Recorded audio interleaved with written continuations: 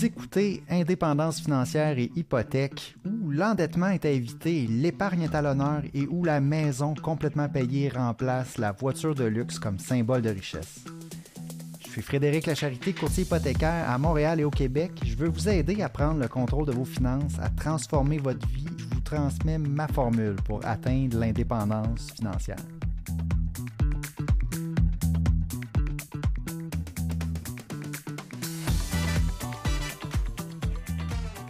Oui, alors vous écoutez Indépendance financière et hypothèque, c'est Frédéric Lacharité, épisode numéro 45. Je veux parler d'un livre. Okay? Principalement, c'est un livre que j'ai lu pendant que j'étais en vacances, que j'avais acheté là, juste avant de partir en vacances en Grèce la semaine passée. Et puis, je ne sais pas si ça vous arrive d'un fois, mais moi, parfois, certains livres que je vais lire, que je dis lire, là, mais dans le fond, c'est parce que je les écoute. Là, je les écoute. Moi, je suis beaucoup audio. C'est pas pour rien que je fais des podcasts. Je suis très audio. Donc, c'est un livre que j'ai écouté en réalité. Je ne sais pas si ça vous arrive. Moi, il y a certains livres comme ça qui j'ai l'impression, qui changent ma vie. Okay? Puis là, c'est de ça que je veux vous parler aujourd'hui. C'est un livre vraiment qui m'a touché, que j'ai trouvé excellent. J'ai trouvé que vraiment l'auteur qui avait écrit ce livre-là avait fait une très belle job. En tout cas, c'était vraiment bon, c'était touchant. Puis moi, je lis pas beaucoup de romans. Tu sais, c'est principalement des livres de développement personnel. Là, le livre dont je parle en ce moment, s'appelle, je l'ai écouté en anglais, mais je vais essayer de vous traduire un peu là, du mieux que je peux. C'est Outlive, la science et l'art de la longévité. Donc, c'est un livre sur la santé, Puis, il y a un parallèle à faire avec la finance personnelle, avec l'indépendance financière, puis je vais y venir. Mais principalement, ça va être le thème de l'émission aujourd'hui, ça va être de parler de ce livre-là qui vraiment m'a touché, puis m'encourage à prendre soin de ma santé. Puis, je veux partager ça avec vous. Puis, je pense que ça peut encourager aussi à prendre des décisions sur le long terme, pas juste pour sa santé, mais aussi pour sa santé financière, pour son indépendance financière. Donc, je pense que évidemment, je vais parler du livre, je vais faire des parallèles. Chacun des concepts dans le livre, j'ai comme attaché un équivalent en finance personnelle. Outlive, donc, c'est un livre qui est sorti l'année passée, donc c'est assez récent, 2023. C'est un médecin américain qui a écrit ça, Peter Attia. Moi, je ne le connaissais pas, mais c'est drôle parce que tout de suite après avoir fini d'écouter le livre, je suis tombé sur la série Limitless sur Netflix avec Chris Hemsworth. Puis le docteur, justement, Peter Attia, qui est un expert en longévité, en sciences médicales, qui a sa clinique, dans le fond, qui est vraiment spécialisée là-dedans, apparaissait dans l'émission de Limitless, le documentaire avec Chris Hemsworth, où est-ce qu'il fait tout plein de défis assez extrêmes avec son corps, mais il y a toute des bénéfices pour le corps humain. Puis justement, on parle beaucoup de longévité aussi dans ce documentaire-là avec Chris Hemsworth. Donc, c'est drôle que tout de suite après avoir lu le livre que je connaissais pas, ou je connaissais pas l'auteur, je suis tombé sur cette série-là dans l'avion sur Netflix. Puis j'ai revu le même auteur qui aidait, dans le fond, Chris Hemsworth avec son défi qu'il avait à faire dans l'épisode que j'ai regardé. Bref, le livre va parler de médecine.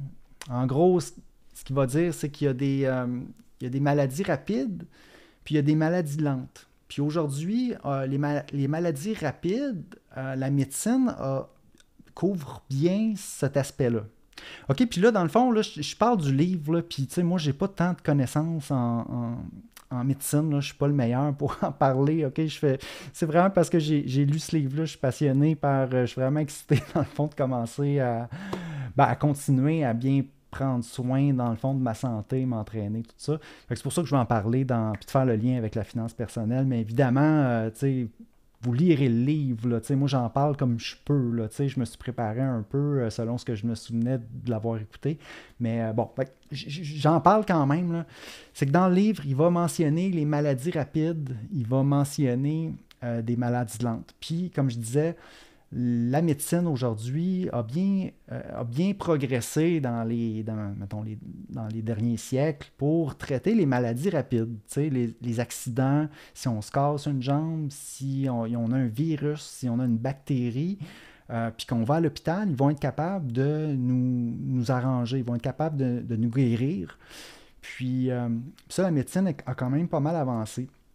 Ce qui fait en sorte que, dans le fond, c'est quoi les raisons principales pourquoi on va mourir? OK? C'est les maladies lentes, les maladies chroniques. OK? Puis là, le médecin, ce qu'il dit dans ce livre-là, c'est que on ne traite pas bien en ce moment ces maladies-là. On ne s'y prend pas assez d'avance.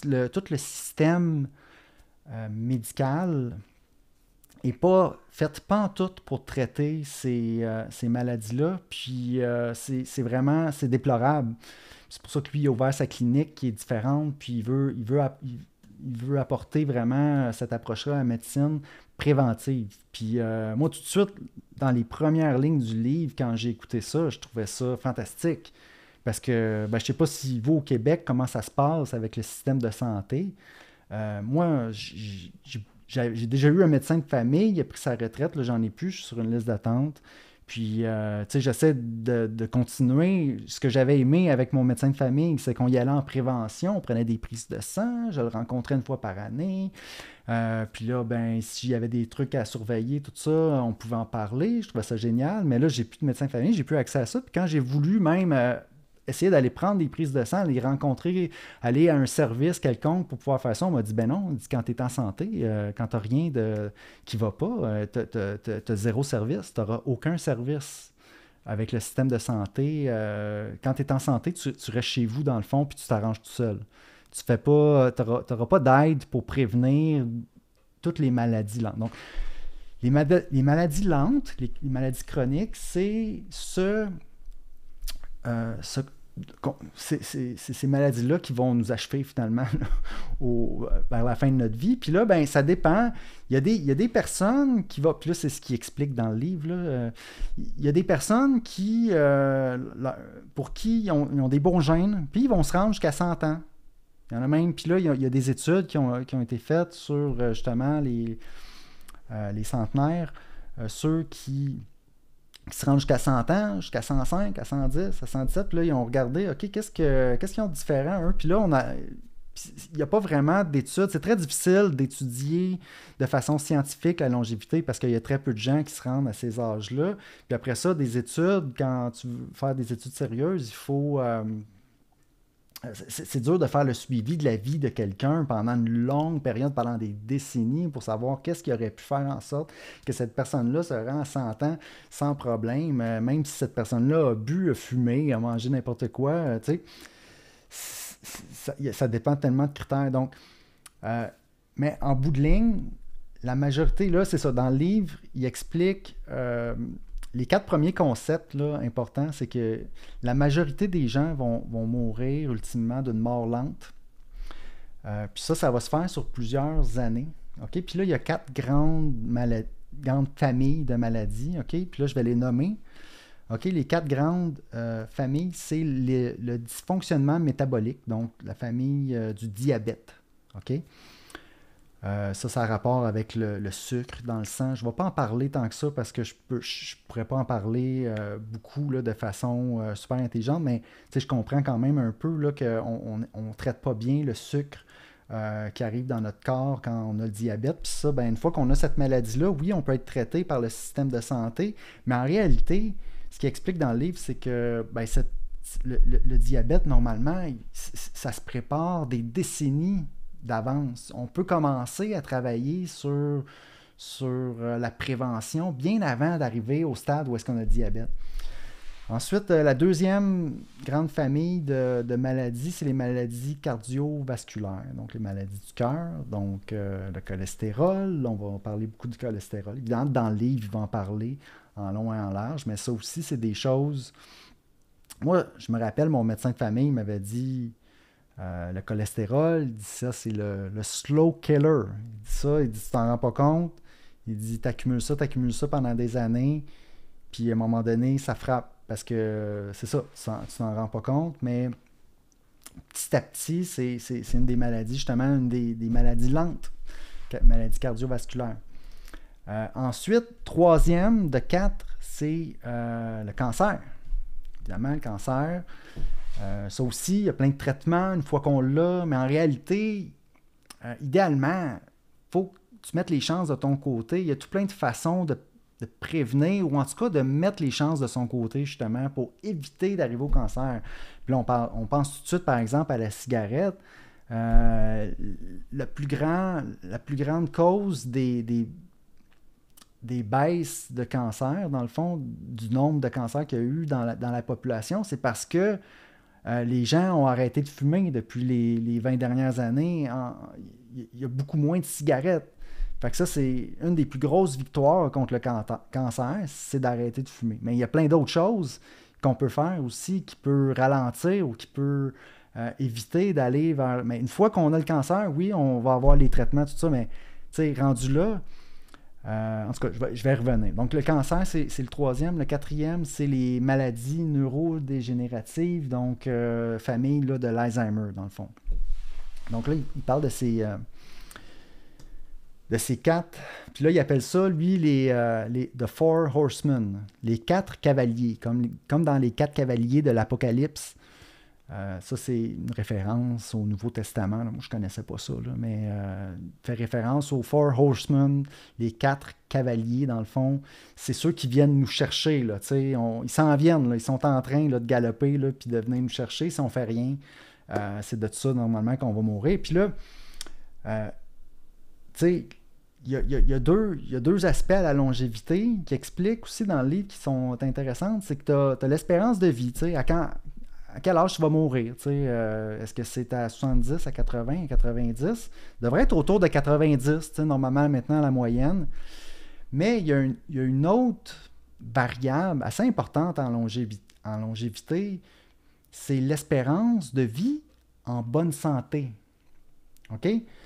Notre espérance de vie en bonne santé, elle est beaucoup plus courte que notre espérance de vie. Parce que là, le phénomène, justement, que les morts rapides, les maladies rapides, ça, c'est bien géré par le système de santé.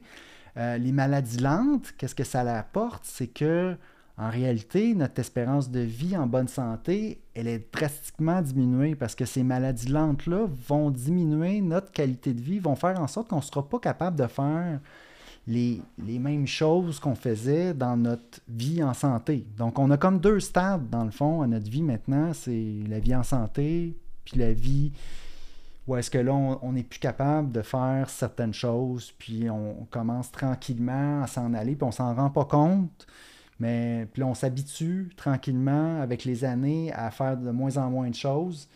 Puis le livre...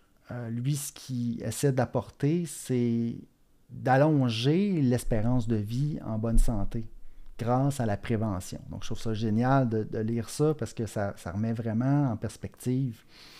Puis, ce qui est le fun aussi, c'est que dans le livre, après ça, il arrive avec vraiment des solutions. Puis là, les solutions, peut-être que ça peut sembler évident, là, je vais en parler. Mais quand c'est dit de la façon que c'est raconté dans le livre, parce que, en tout cas, c'est bien raconté, le médecin il arrive avec beaucoup d'exemples, puis il explique ce qu'il fait avec ses patients pour aider, etc. Bon, OK, là, je continue. Peut-être que je pourrais, avant d'arriver avec les solutions, je pourrais peut-être faire le parallèle, OK, avec la finance personnelle, avec l'indépendance financière, le parallèle entre les quatre cavaliers de l'Apocalypse, donc les quatre maladies lentes qui nous guettent, qui sont en train de s'en venir vers nous, versus quatre problèmes à atteindre, quatre obstacles sur notre chemin vers l'indépendance financière. Donc, je vais y aller avec ça. Puis vous allez voir, là, c'est simple. Là, je veux dire, il n'y aura pas de grande surprise. Là. OK, donc, le diabète, OK, j'ai mis le parallèle à ça, ce que j'ai mis par rapport à l'indépendance financière, c'est la surconsommation. La surconsommation, c'est justement à vouloir toujours plus consommer, s'acheter des choses, en espérant que ça va nous rendre heureux. Puis là, ben, en tout cas, je ne sais pas si mon parallèle il est super bon, là. Peut-être que le diabète, c'est pas nécessairement lié à la surconsommation de nourriture. Mais bon, en tout cas, je l'ai placé là. La surconsommation, c'est justement quelque chose qui, au début, on s'en rend pas compte. On a commencé à travailler, peut-être, on est passé d'étudiant à travailleur sur le marché du travail, puis là, on a une hausse de revenus, hein, parce qu'étudiant, on travaillait pas, on n'a pas beaucoup de revenus. Là, on commence à travailler, pouf, on a beaucoup on a des nouveaux revenus. Ben, hey, c'est facile de regarder tous les voisins, de regarder autour, puis de dire, OK, moi, je vais aller m'acheter, avec mon nouveau revenu, je vais aller m'acheter des choses. Mais en réalité, ce qu'il faut penser, c'est, OK, là, j'étais étudiant, je vivais sur pas grand-chose. Pourquoi que là, maintenant, j'ai un revenu, pourquoi que je continuerais pas à vivre sur pas grand-chose, puis que je vais, au lieu de prendre tout mon nouveau revenu puis aller le dépenser, j'irais pas étaler l'augmentation de ma consommation progressivement avec le temps. OK, puis là, je ne pense pas qu'il y a un parallèle à faire avec le diabète, dans le fond, là, avec ça. Mais ça, c'est juste moi qui parle de la surconsommation pour aider à aller vers l'indépendance financière. La surconsommation, on s'en rend pas compte sur le coup, mais ça va nous nuire, ça. Puis ça rend pas heureux, en fait, de consommer, d'aller... Tu sais, quelqu'un qui fait 40 000 par année versus quelqu'un qui fait 60 000, tu sais, le 20 000 de plus, là, il n'amène pas tant de bonheur de plus, dans le fond. Là. C'est correct là, d'aller... Tu sais, celui qui est 40 000, il vit sur 40 000. Celui qui a 60 000, pourquoi il ne peut pas vivre sur 40 000 aussi? Puis épargner la... Tu sais, en réalité, le même train de vie, puis il n'y aura pas plus de bonheur tant que ça à aller dépenser tout de suite le 20 000 supplémentaire. C'est ça que je veux dire. OK. Deuxième parallèle, OK, avec les 4 cavaliers de l'Apocalypse. Donc, je vais avec les maladies cardiovasculaires. Peut-être qu'on pourrait y aller. Investissement risqué, manque de diversification. OK, ça, c'est un autre. Puis là, on tombe tout de suite dans l'investissement. Là. Éventuellement, si on réussit à accumuler, une autre erreur, un autre obstacle qu'on pourrait faire, c'est d'aller investir de façon risquée. Tu sais, ça, c'est niaiseux. On a déjà... Puis là, en plus, si on investit avec de la dette, ça c'est encore pire, si on investit risqué avec de la dette, mais si on investit notre épargne durement gagnée dans des investissements risqués, oui, on peut gagner, mais en réalité, maladie cardiovasculaire, moi je ne jouerais pas avec ça. J'irais quand même vers des investissements pas risqué, on s'entend. Là, commencer par acheter sa résidence principale, après ça, investir dans ce qu'on connaît, bien diversifier. On ne veut pas avoir tous nos œufs dans le même panier puis risquer de claquer du jour au lendemain. Puis c'est là que je fais le parallèle avec les maladies cardiovasculaires. C'est ça un peu une crise de cœur. Hein, tout va bien. On s'en rend pas compte, mais là, on a des problèmes... cardiovasculaire, ben on peut faire une crise de cœur du jour au lendemain, puis c'est fini. Donc, un investissement risqué, si ça ne marche pas, pouf, on peut tout perdre. Mais non, on ne veut pas faire ça. Ça ne va pas marcher pour nous amener vers l'indépendance financière. Ensuite, l'autre parallèle, ben, j'irais le cancer. Pour moi, le parallèle avec les finances personnelles, c'est l'endettement. L'endettement, parce que, OK, parfait, on s'endette, ça a l'air de rien, on s'en rend pas compte, mais on commence à payer de l'intérêt. En plus de nos dépenses, en plus des choses qu'on veut acheter, en plus du prix de notre peut-être surconsommation, parce que hein, tout ça, c'est lié, hein, en passant, les 4, ça, dans le livre, il en parle, là, les 4 cavaliers, toutes ces maladies-là sont liées ensemble, c'est toutes les mêmes solutions qui va faire en sorte qu'on va les repousser, qu'on va les ralentir, puis qu'on va peut-être, c'est ça, les retarder le plus possible. Mais l'endettement, ben, c'est un cancer, parce que là, en plus de notre consommation, en plus des choses qu'on doit acheter, ça coûte déjà assez cher, là. S'acheter de la nourriture, s'acheter des vêtements, si on veut voyager. Si en plus, il faut qu'on paye de l'intérêt, parce qu'on l'a emprunté, on a emprunté l'argent, puis là, il faut le rembourser. C'est comme un cancer. Ça commence peut-être petit. Hein, on commence avec un paiement de voiture. Puis là, c'est un mode de fonctionnement. Là, on se dit, OK, ben là, j'ai pris un prêt pour une voiture. Pourquoi je ne prendrais pas un prêt à ce moment-là pour là, tu regardes ton paiement mensuel. Ben oui, ça fit, je l'ai l'argent mensuellement. Puis là, OK, je vais y aller. Dans le fond, je vais prendre un autre paiement pour une autre affaire. Puis là, pourquoi commencer avec l'endettement pour la consommation? Moi, je dis on peut se limiter à tout payer cash pour nos dépenses. Sauf notre hypothèque, notre hypothèque pour notre maison, pour notre logement, ça c'est correct. C'est trop gros une maison, on ne serait pas capable d'acheter, d'être propriétaire de notre logement si on n'allait pas chercher l'hypothèque. Mais tu sais, pour les dépenses comme la voiture, pour les autres types de dépenses de consommation, on évite l'endettement parce que après ça, ça va être comme un cancer, ça va grossir, grossir, puis on va être pris dans une roue sans fin à payer l'intérêt toute notre vie, en plus des dépenses qu'on veut faire pour vivre. Donc c'est ça, l'endettement c'est comme un cancer, on veut s'assurer de jamais d'en avoir. Point. OK. Ensuite, quatrième parallèle, les maladies neurodégénératives, Alzheimer. Ben, je dirais ne pas avoir de plan. Ne pas avoir de plan, pour moi, ça serait un autre obstacle à l'indépendance financière, comme l'endettement, les investissements risqués, la surconsommation. Ne pas avoir de plan, c'est juste se laisser aller au gré du vent. Puis, si on ne le planifie pas, on va pas le devenir. Ou la pensée magique de dire ah oui, je pense qu'en réalité, à la fin, tout va bien aller. Mais sans le planifier, sans vraiment le mettre sur papier, puis sans faire les calculs, puis sans vraiment savoir ce qui va se passer dans le futur.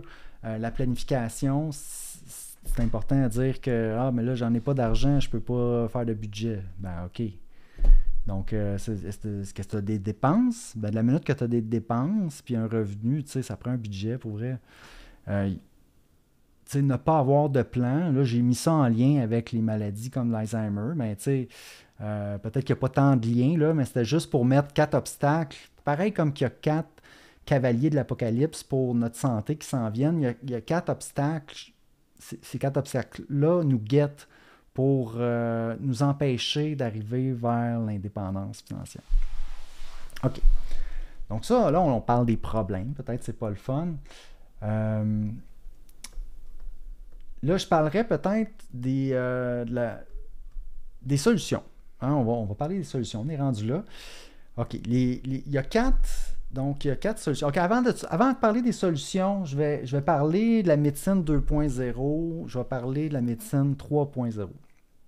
Okay, parce que dans le livre de Peter Attia, il parle de la médecine 2.0. Ça, c'est la médecine qu'on connaît. C'est le système de santé tel qu'on l'a aujourd'hui. On traite la maladie.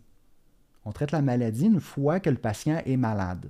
Bon, ben c'est important, là. C'est sûr, si on se casse un bras, on veut qu'un médecin regarde ça. Si on a le cancer, on veut qu'il l'enlève, les traitements. Puis si on a bactéries, virus, tout ça, on va à l'hôpital puis on veut on veut guérir, c'est normal. Le parallèle que je ferais avec les finances personnelles, c'est que la médecine 2.0, c'est un peu l'équivalent de dire en finances personnelles, ben moi, ma vie, c'est métro, boulot, dodo. Puis là, j'attends que la fin de semaine arrive, puis là, je m'amuse. J'attends métro, boulot, dodo. Puis là, j'attends, dans le fond, mes prochaines vacances. Métro, boulot, dodo. Puis je suis à salaire. J'aime pas ça travailler, mais j'ai pas le choix. Ça prend ça. Puis j'attends ma retraite à 65 ans. Je fais comme tout le monde. Ben oui, c'est comme ça. Puis de la planification, j'en ai pas de besoin dans le fond. J'ai de l'argent qui rentre, je regarde combien que je peux me permettre en paiement. Puis après ça, à la fin, il va me rester ma RRQ, ma sécurité de vieillesse. Puis la médecine 2.0, pour moi, c'est comme la façon conventionnelle de regarder ou traditionnelle de regarder nos dépenses, la vie le travail, puis notre parcours vers la retraite. OK? Ça, pour moi, c'est la médecine 2.0. Médecine 3.0, OK? Puis ça, c'est le médecin dans le livre qui amène cette nouvelle approche-là. OK? C'est la prévention. C'est de travailler en amont. On peut s'y prendre pour notre santé, pour prévenir les 4 cavaliers de l'Apocalypse. On peut s'y prendre des décennies d'avance. OK? Puis en finance personnelle, c'est la même chose. On peut se prendre des décennies d'avance pour avoir une belle santé financière, puis se libérer de notre métro, boulot, dodo, peut-être avant 65 ans, puis devenir progressivement de plus en plus indépendant pour avoir plus de choix et non pas se laisser emporter par la normalité, finalement, de juste travailler pour une entreprise, puis attendre la retraite, attendre la fin de semaine, puis attendre d'avoir du lousse dans notre budget pour un nouveau paiement. OK? La médecine 3.0, c'est donc travailler en amont, la prévention, on se prend des décennies d'avance. Puis là, on va parler plus d'éducation financière, de développement personnel. Hein. Ça, c'est des choses qui vont nous faire progresser vers l'indépendance financière. En médecine, l'équivalent de la médecine 3.0, pour moi, c'est d'aller s'éduquer financièrement, travailler, prendre notre temps qu'on a peut-être de libre par rapport à notre métro, boulot, dodo, puis laisser un peu peut-être le Netflix, laisser un peu de côté au lieu de mettre notre esprit sur penser à ça va être quoi notre prochaine dépense, ça va être quoi notre prochain voyage, penser un peu à ça va être comment je vais faire pour augmenter mes revenus, comment je vais faire pour augmenter ma valeur sur le marché du travail. Donc, éducation financière, développement personnel, travailler notre mindset aussi. J'en parle, ça, je vais faire d'autres épisodes là, avec le mindset. J'en ai pas parlé si souvent, mais c'est super important. Ensuite, se concentrer sur notre travail, sur notre développement professionnel, comme je viens de dire, augmenter nos revenus de travail pour être capable d'épargner plus. Parce que l'investissement, c'est beau, mais quand tu n'as rien à investir, ça ne va pas te faire avancer. Il faut commencer par le travail, le développement professionnel, puis être capable de générer un revenu de ses talents, développer une valeur de nous-mêmes. Ensuite, l'épargne, l'investissement. Une fois qu'on réussit à générer ce revenu-là, l'équivalent pour moi là, de la médecine 3.0, c'est de travailler sur son épargne, travailler sur son investissement. Puis après ça, acquérir l'indépendance financière progressivement. C'est pas juste un noir ou blanc, l'indépendance financière, il y a une échelle. On t'est rendu à combien d'accumuler, combien d'années de dépenses t'as d'accumuler dans ton capital, dans ton patrimoine. Tu dépenses 60 000, mettons, par année. Est-ce que tu as 60 000 de capital? Ça te fait une année. Tu as une année devant toi. Si jamais il t'arrive quelque chose, tu pourrais techniquement survivre sans emprunter avec ton capital de 60 000. Mais est-ce que tu es rendu à 600 000 de capital? Là, tu as 10 ans. Tu as 10 ans devant toi, techniquement. C'est sûr qu'avec ce que ton capital peut générer, dépendamment s'il est investi ou si c'est ta propriété, bref, il peut générer lui aussi parce que plus qu'on augmente notre capital, là, il va pouvoir travailler pour nous aussi. Fait que ça devient intéressant. Mais aussi, si c'est dans notre logement, notre propriété qu'on a achetée, ça nous coûte moins cher en logement. Donc, ça aussi, ça l'aide de ce côté-là. Puis ça donne une tranquillité d'esprit. Ça donne. Donc, ça fait partie de l'indépendance financière. Ton capital, combien d'années de dépenses il va couvrir?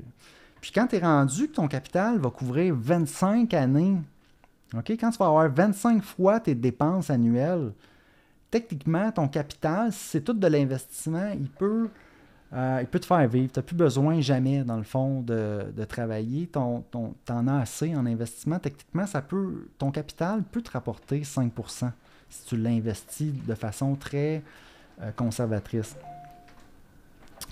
OK. Donc là, ça, c'était médecine 2.0 versus la médecine 3.0. Médecine 3.0, OK, là, les solutions, OK, amenées par le livre, c'est les choses que vous connaissez déjà, OK, mais lui, il les dit, puis il va en détail dans le livre. Je vous recommande vraiment là, de lire le livre. Là, évidemment, moi, je ne fais pas honneur là, avec mon podcast là, en expliquant tout ça, mais j'y vais quand même là, avec les 4 solutions principales. OK, le plus grand remède là, pour repousser là, les 4 cavaliers de l'Apocalypse, c'est l'exercice. OK, c'est le médicament de longévité le plus puissant. OK, puis là, je vais aller tout de suite avec le parallèle là, avec la finance personnelle, là, ce que j'avais mis. Là. Pour moi, le médicament de l'indépendance financière le plus puissant, ou en tout cas l'outil le plus puissant, c'est nous-mêmes, c'est notre travail, puis après ça, c'est notre épargne. Donc moi, c'est l'outil le plus puissant pour arriver à l'indépendance financière, c'est soi. c'est soi-même. Donc, travailler sur notre développement personnel, travailler sur notre développement professionnel, c'est ça qui va nous amener à l'indépendance financière. C'est pas, en premier, c'est pas l'investissement. Oui, l'investissement, ça va nous aider éventuellement quand on va en avoir de l'argent, quand on va avoir réussi à en épargner. Mais tant qu'on n'a pas réussi à faire ça, il faut se concentrer sur soi-même. OK, donc lui, l'exercice, OK, là, je n'irai pas en détail là, sur ce qu'il dit dans le livre par rapport à l'exercice. Sinon que de faire, bon, moi, ce que j'ai retenu, là, je peux y aller peut-être avec ce que j'ai retenu de mémoire, là, c'est que de faire donc, tu peux augmenter ta capacité cardiovasculaire, OK? Soit ton VO2 max, donc ta capacité maximale à utiliser l'oxygène, dans le fond, là, pour faire un effort physique. Puis aussi, tout ce qui est niveau de faire du cardio niveau 2. Là. Il dit que ça, c'est très, très bon. Là, quand tu fais de l'exercice léger, ou est-ce que t'es encore, c'est un petit peu plus demandant que juste marcher, là, c'est-à-dire que quand tu fais, par exemple, de la marche rapide, tu peux toujours parler en même temps que tu fais la marche rapide ou peut-être un jogging léger. Ça, il appelle ça niveau 2.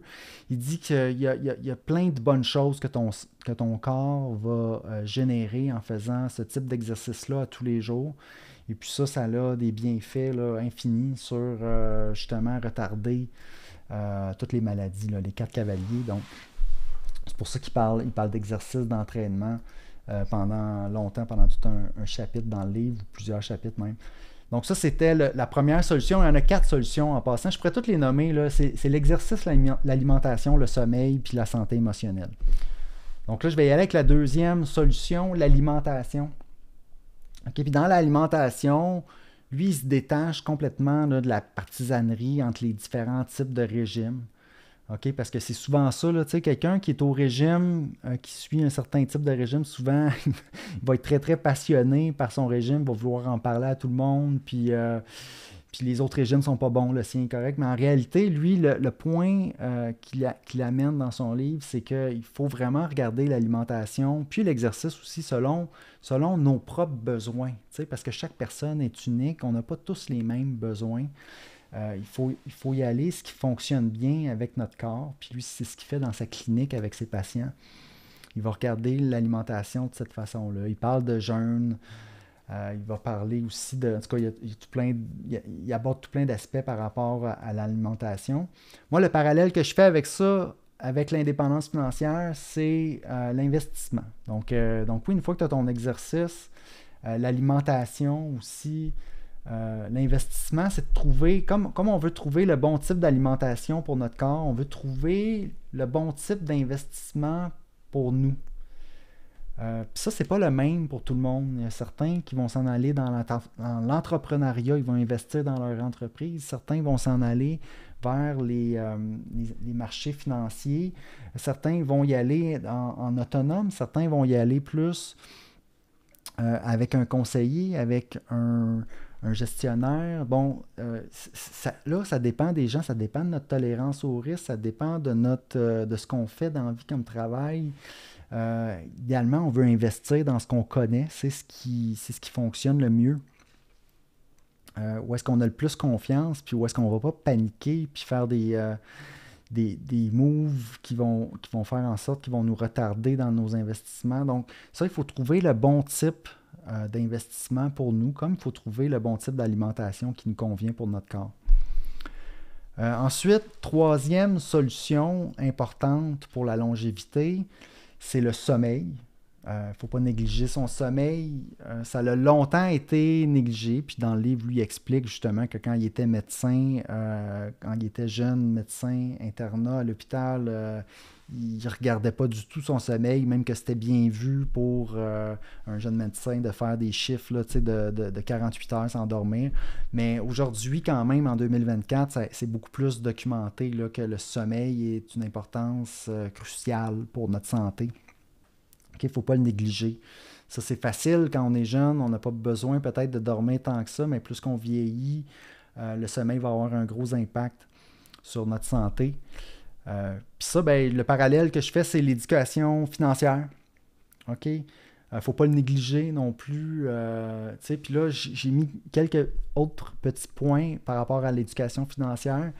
Euh, Pensez qu'on sait déjà tout. Tu sais, en investissement, c'est pas ce qu'on sait pas qui fait mal, c'est ce qu'on pense qui est vrai, mais qui ne l'est pas en réalité. Ça peut faire très mal en investissement, puis dans les finances personnelles. Donc, faut s'informer, il faut s'éduquer assez pour comprendre qu'on n'en connaît pas beaucoup, finalement. Parce que moins qu'on en connaît, plus qu'on pense qu'on en connaît. Ça, c'est un phénomène bizarre, là, dans l'éducation, mais ça s'applique aussi à l'éducation financière.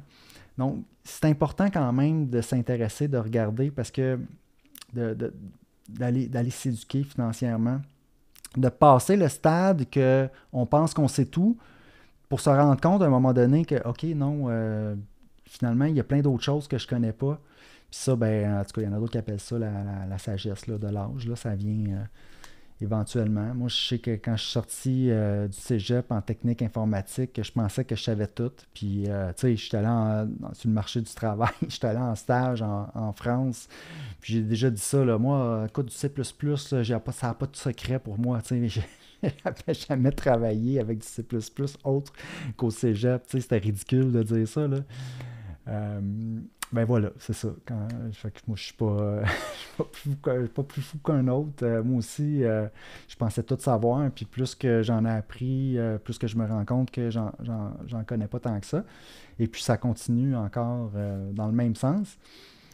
C'est pour ça que je fais des gros disclaimers là, quand je parle de santé puis de livres que j'ai lus. Là, évidemment, allez lire le livre puis parler à des professionnels de la santé qui sont qualifiés. Puis des professionnels financiers aussi qui sont qualifiés.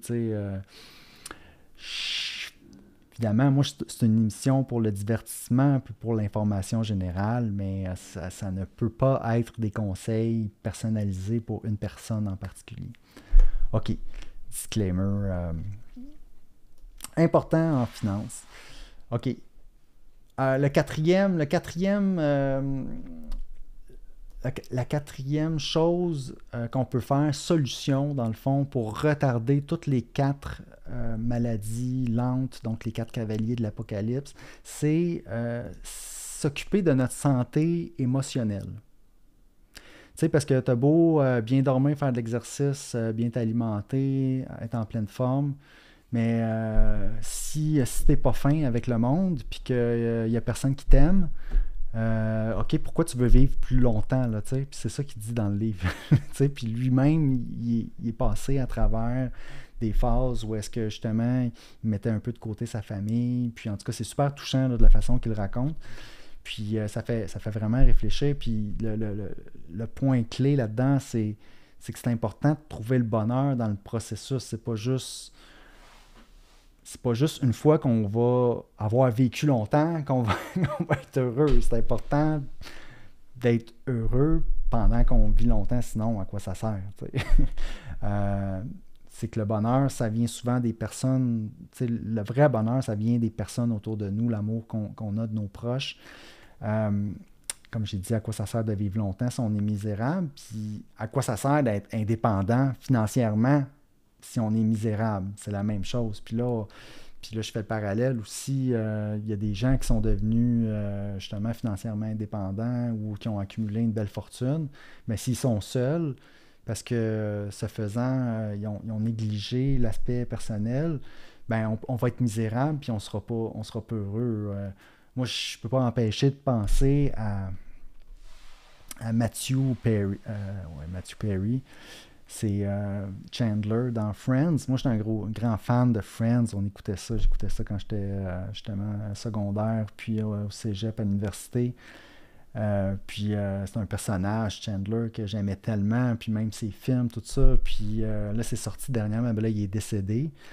Mais là, c'est sorti, il a sorti un livre à quel point qu'il y avait des problèmes d'alcool, puis qu'il n'a jamais réussi à être heureux. Puis en tout cas, moi, ça vient me toucher parce que c'est ça, là, on ne pourrait pas penser que quelqu'un, justement, qui a atteint des sommets là, d'être aimé par autant de gens, mais lui, il ne s'aimait pas lui-même.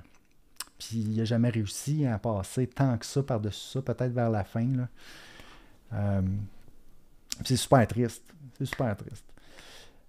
Donc, la santé émotionnelle, donc je dirais que c'est quasiment la même chose là, qu'il faut penser en indépendance financière.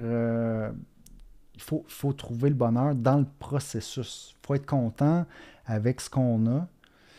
Il faut avoir une vision positive du futur. Tu sais, c'est sûr qu'on ne pourra pas aller vers l'indépendance financière si on pense qu'on va être malade dès qu'on va avoir 60 ans, puis qu'on veut en profiter pendant qu'on a 30-40, puis qu'on se dit « Ah ben non, moi à 50, c'est fini, là, j'aurai plus de vie parce que je vais être tout cassé de partout. » C'est sûr que, OK, ben je te l'accorde, là, tu sais, peut-être que toi, tu n'as pas besoin de penser à l'indépendance financière si tu penses que, justement, tu vas mourir jeune. Je ne saurais pas quoi, tu sais. Évidemment que l'idée d'être indépendant financièrement, c'est de pouvoir avoir plus de temps pour profiter de la vie, mais si pendant tout ce temps-là, on n'a personne autour de nous et qu'on n'est pas heureux, ben oui, je te l'accorde là, à quoi ça sert dans le fond l'indépendance financière dans ce temps-là. Donc je pense que là, j'ai fait le tour. J'ai fait le tour des parallèles que je voulais faire entre mon livre sur la longévité puis l'indépendance financière. Je vous encourage évidemment à lire le livre. C'est super intéressant. En tout cas, moi, ça me motive justement à prendre ma santé en main. Pas que je me négligeais, mais... Là, dans les dernières années, j'y allais beaucoup. C'est difficile de faire plusieurs choses en même temps. Là. J'y allais avec le podcast, avec le courtage hypothécaire que j'ai appris dans les dernières années. Puis là, là, c'est ça. Là, je veux m'assurer qu'au quotidien, justement, je vais bien faire de l'exercice, bien m'alimenter, m'assurer que mon sommeil est toujours là. Santé émotionnelle, ça aussi, je veux m'assurer que tout est là, finalement, pour mettre les chances de mon côté, puis profiter de mon chemin vers l'indépendance financière, comme je vous souhaite la même chose sur votre chemin vers l'indépendance financière. OK, hey, si vous aimez mon émission, je ne sais pas si vous l'écoutez sur Spotify ou sur Apple Podcast. Vous pouvez aller voir les ratings, peu importe sur la plateforme où est-ce que vous l'écoutez. Si vous voulez aller mettre un nombre d'étoiles parce que vous appréciez l'épisode, c'est quelque chose qui me fait extrêmement plaisir. Puis ça aide d'autres gens à découvrir le podcast.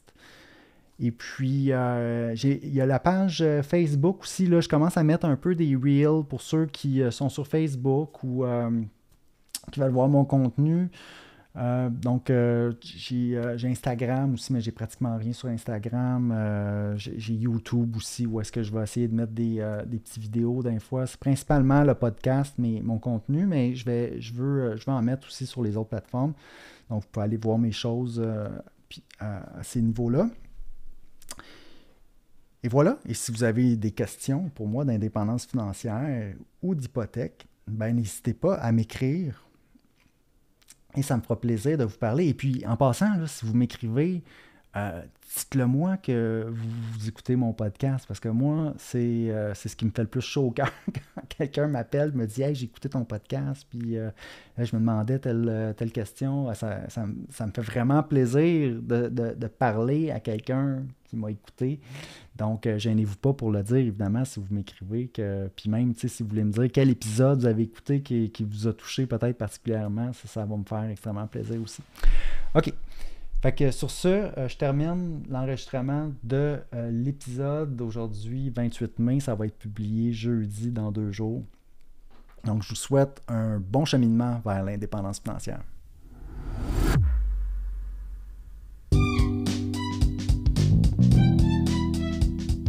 Alors, si vous avez apprécié l'émission, je vous invite à vous abonner. J'ai aussi une page Facebook à laquelle vous pouvez vous abonner. Ça s'appelle Frédéric Lachèreté, courtier hypothécaire. Vous verrez passer mes publications hypothécaires quotidiennement. Si vous avez des questions ensuite d'hypothèque pour moi, achat, renouvellement, refinancement, n'hésitez pas à communiquer avec moi en prenant un rendez-vous. L'adresse parleravecfred.com. C'est un site, ça va vous mener directement sur mon calendrier. Vous pouvez choisir la date, l'heure, choisir le moment qui vous convient pour prendre rendez-vous. Ensuite, par courriel à hypothèque au pluriel, donc hypothèque avec un S, à commercial frédériclacharité.com. Téléphone 514-243-8994. Toutes ces infos-là sont disponibles dans les notes de l'émission. Puis ça me fera plaisir de parler d'indépendance financière et d'hypothèque avec vous.